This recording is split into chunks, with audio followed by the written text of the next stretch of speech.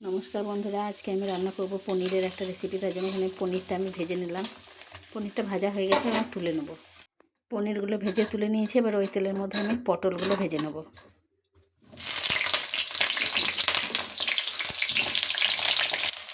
পটলের মধ্যে অল্প একটু হলুদ দিয়ে দেবো। হলুদ দিয়ে পটলগুলোকে ভালো করে ভেজে নেব। পনিরের জন্য আমি একটা মশলা করে নেব। এখানে আমি নিয়ে নিচ্ছি লঙ্কা গুঁড়ো, আর এখানে দেবো অল্প একটু জিরে গুঁড়ো, আর দিয়ে দেবো 1 চামচ ধনে গুঁড়ো, আর দিয়ে দেবো হলুদ। এটাকে জল দিয়ে একটু ভালো করে পেস্ট করে নেব। পটলগুলো লাল করে ভাজা হয়ে গেছে। এবার পটলগুলোকে আমি কড়াই থেকে নামিয়ে নেব। কড়াইয়ের মধ্যে আমি আর একটু তেল দিয়ে দেবো। আর আমি রান্নাটা আজকে সর্ষের তেলেই করছি। তেলের মধ্যে আমি দিয়ে দেবো একটা শুকনো লঙ্কা, তেজপাতা, আর একটু গোটা গরম মশলা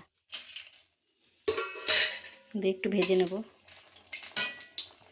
ফোড়নগুলো ভাজা হয়ে গেছে। এবার আমি একটা টমেটো দিয়ে দেবো। টমেটোর মধ্যে আমি অল্প একটু লবণ দিয়ে দেবো। আর মশলার মধ্যে আমি লবণ দিইনি। এবার আমি এর মধ্যে দিয়ে দেবো মশলার পেস্টটা, যেটা গুঁড়ো মশলাটা জলে গুলে রেখেছিলাম, সেই মশলাটা ভালো করে কষিয়ে নেব। আর আজকে আমি এই পনিরের রেসিপিটা নিরামিষই করছি, আমি পেঁয়াজ রসুন দিয়ে রান্না করব না। মশলাটা ভালোভাবে কষানো হয়ে গেছে, মশলা থেকে তেল ছেড়ে দিয়েছে। এবার আমি এর মধ্যে দিয়ে দেবো পটলগুলো। আলুটা যেহেতু আগে থেকে সেদ্ধ করে রেখেছি, আলু সেদ্ধগুলোও এর মধ্যে দিয়ে দেবো, তাহলে ভালো করে মশলাটা মিশে যাবে আলুর সাথে।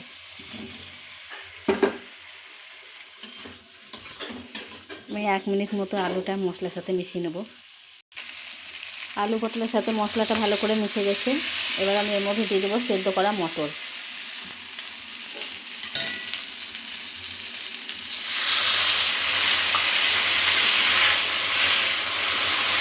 মটরটা দিয়ে আবার একটু আমি ভালো করে মিশিয়ে নেব।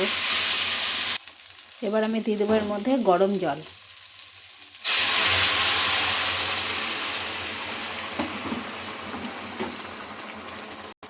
এর মধ্যে পটলগুলো সেদ্ধ হয়ে গেছে প্রায়। এবার আমি এর মধ্যে দিয়ে দেবো পনিরগুলো, ভেজে রাখা পনির।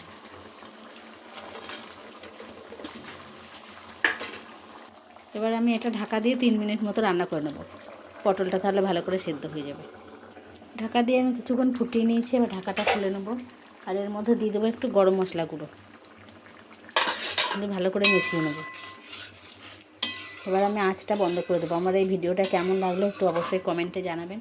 আর ভালো লাগলে একটু লাইক, শেয়ার, কমেন্ট করবেন। রেসিপিগুলো কেমন লাগছে সেটাও জানাবেন।